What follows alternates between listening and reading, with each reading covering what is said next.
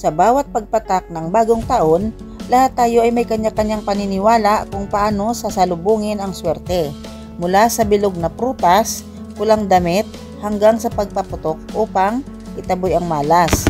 Pero alam mo bang may mga halamang pangswerte na ayon sa Feng Shui ay dapat mong ilagay mismo sa hapagkainan bago sumapit ang bagong taon?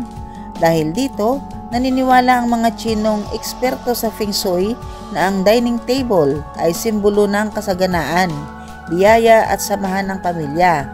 Kaya kung enerhiya ang naroroon, siya rin ang hahatak sa iyong tahanan sa buong taon.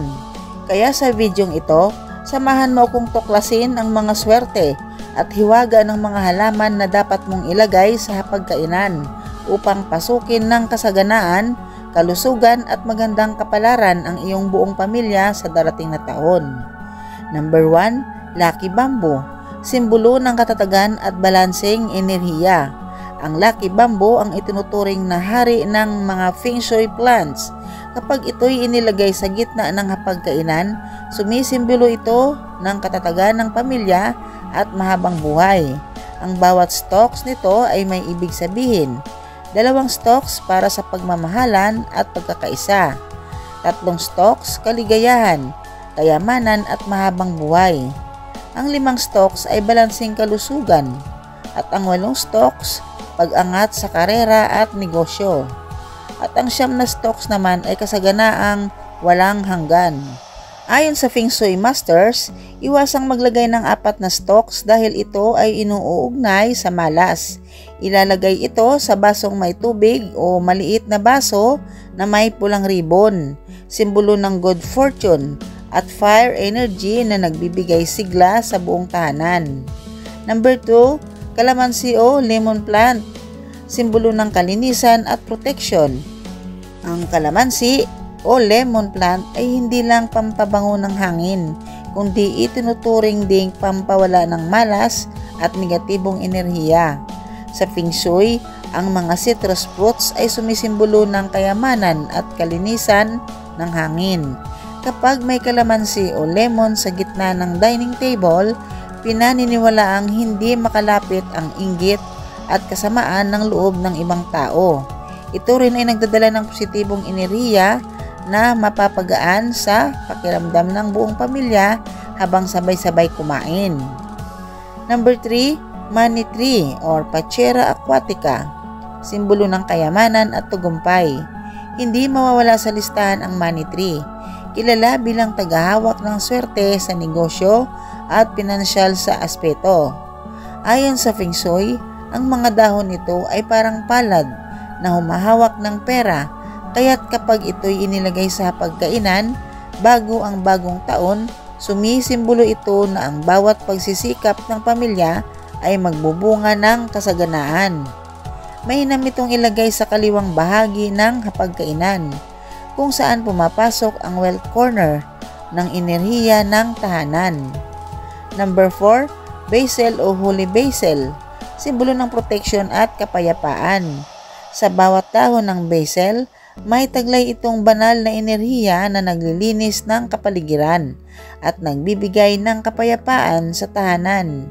Ilagay ito sa isang maliit na paso sa hapagkainan habang kumakain upang sumipsip ng masasamang enerhiya. Sa paniniwala ng Feng Shui, ang basil ay nagbibigay ng harmony at understanding sa pagitan ng mga miyembro ng pamilya, lalo na sa mga madalas magtalo. Bago mag-countdown ng bagong taon, maaari mong hipuin ang dahon nito at humiling ng kapatawaran at bagong simula. Number 5, Mint Plant, simbolo ng kalusugan at kasariwaan. Ang mint plant ay sumisimbolo ng sariwang simula. Kapag inilagay mo ito sa mesa, ito'y parang paalala na ang pamilya ay dapat maghilom sa lahat ng sugat na nakaraang taon. Sa Feng Shui, ang mint ay humahatak ng positive chi o life energy na nagdudulot ng malusog na katawan at isipan. Kung gusto mong maging masigla at malayo sa sakit ang pamilya, huwag mong kalimutan maglagay nito sa isang maliit na baso o tasa sa gitna ng mesa habang naghahapunan sa bisperas ng bagong taon. Number 6, rice plant. Palay sa baso o mangkok. Simbolo ng pagkain at kasaganaan. Ang palay ay isa sa mga pinakasagradong simbolo ng kasaganaang Pilipino. Kahit maliit na tangkay lang ng palay na nakalagay sa baso o dekorasyon gawa sa palay, kapag inilagay sa dining table, ito ay paalala na walang magugutom sa inyong tahanan. Ang mga inchik sa Pilipino ay parehong naniniwala na ang butil ng palay ay may espiritu ng kasaganaan. Kaya kung gusto mong dumami ang biyaya, siguraduhin na ang hapagkainan mo ay may simbolo ng palay o bigas bago mag alas 12 ng bagong taon. Number 7, jade plant. Simbolo ng prosperity at good luck sa negosyo. Ang jade plant, or kilala sa pakintab nitong dahon na kulay berde, ay sumisimbolo ng pagsibol ng bagong oportunidad. Ang bilugan nitong dahon ay parang mga barya, kahit ito'y tinatawag ding plant of wealth. Ayon sa Feng Shui, kung ito ay nasa hapagkainan, ang bawat pagkain at pagtawa ng pamilya ay nagiging ritual ng pagpasok ng kayamanan sa buong taon. Ilagay ito sa maliit na paso na may pulang ribbon o gintong palamuti bilang representasyon ng apoy at metal. Dalawang elementong nagpapalakas ng enerhiya ng pera.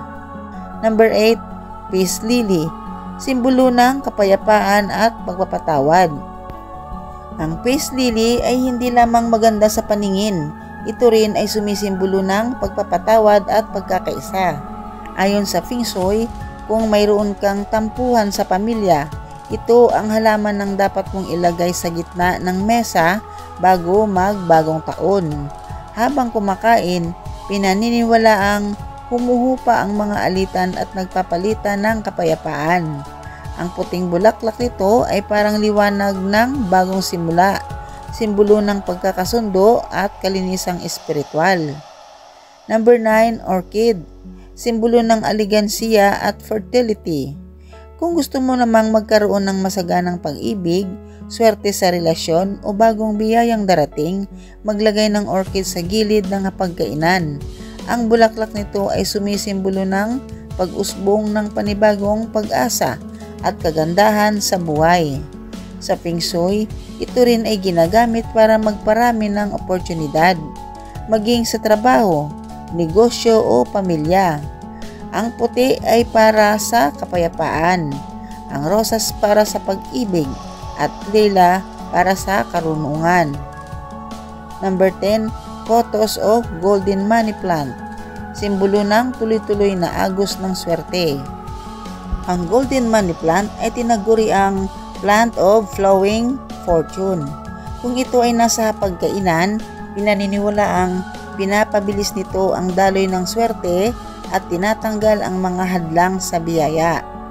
Ang mga baging nito ay gumagapang simbolo ng tuloy-tuloy na pagyabong ng pamilya. Kaya siguraduhin ito'y buhay, luntian at malago sa pagpasok ng bagong taon upang hindi maputol ang agos ng iyong kabutihang palad. Paalala sa lahat, sa Feng Shui, hindi lang basta halaman ang nagbibigay ng swerte, kundi ang intensyon at positibong enerhiya ng bawat miyembro ng pamilya.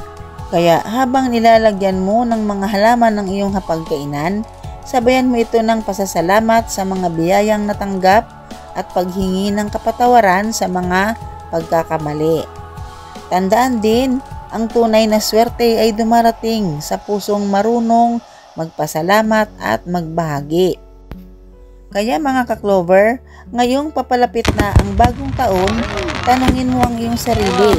Anong enerhiya ba ang gusto mong isama sa bagong kabanata ng iyong buhay? Kung nais mong punuin ito ng kalusugan, kasaganaan at pag-ibig, simulan mo sa isang pag-aayos ng isang hapagkainan. Lagyan ng mga halamang ito at hayaang pumasok ang positibong enerhiya sa bawat sulok ng iyong tahanan. Dahil tandaan mo, Kung ang iyong hapagkainan ay puno ng buhay, biyaya at pagmamahalan, ang buong taon mo ay magiging sagana, payapa at puno ng swerte.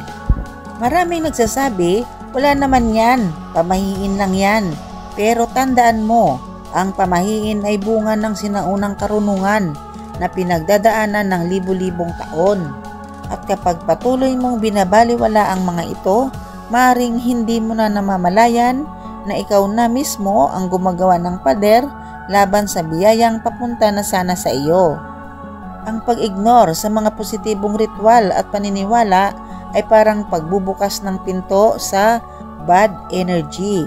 At sa paglipas ng panahon, makikita mo ito sa anyo ng sunod-sunod na problema, pagkapalpak ng negosyo o simpleng pakiramdam na parang laging mabigat ang paligid. Kaya kung tutuusin, walang mawawala kung susundin mo, pero baka malaki ang mawala kung patuloy mo itong baliwalain. Kaya tandaan, ang taong marunong maniwala at marunong magpasalamat ay laging pinapasok ng swerte. Samantalang ang taong nagmamatigas ay madalas pinagsasarahan ng langit. Kaya huwag mong baliwalain ang mga simpleng gabay na ito. Dahil baka sa pagwawalang bahala mo, kasabay mong itinataboy ang swerte, kalusugan at kapayapaan ng iyong tahanan.